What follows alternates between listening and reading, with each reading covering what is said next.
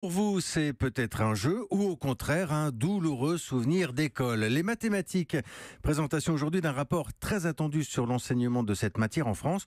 Ce n'est plus un secret, nous ne sommes pas bons du tout dans les classements internationaux, alors que nous avons pourtant de grands mathématiciens comme Cédric Villani par exemple, député et co-auteur de ce rapport. Parmi les méthodes qui marchent, il y a celle de Singapour. On manipule des objets pour apprendre à compter.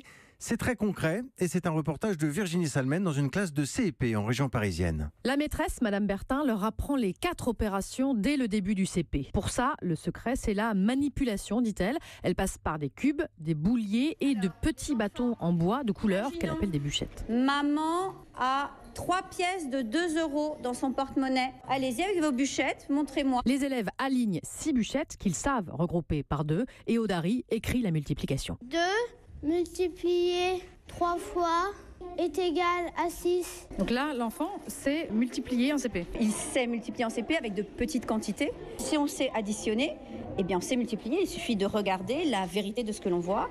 2 plus 2 plus 2, je vois 3 fois la quantité 2. Bon, là, on n'a pas fait de division, mais ils sont capables aussi de partager dès que c'est possible. Je les mets en situation de pouvoir effectivement utiliser les 4 opérations. Les enfants participent beaucoup en classe. Ils lèvent le doigt. Il n'y en a pas un qui regarde en l'air. Et si on les écoute, ça a l'air de passer tout seul. On fait des calculs et les calculs sont intéressants. C'est facile et rigolo. Et c'est l'essence même de ce que prône Cédric Villani. On manipule, on décortique le calcul à l'oral, puis on pose l'opération. Voilà, facile et rigolo. C'était Virginie Salmen.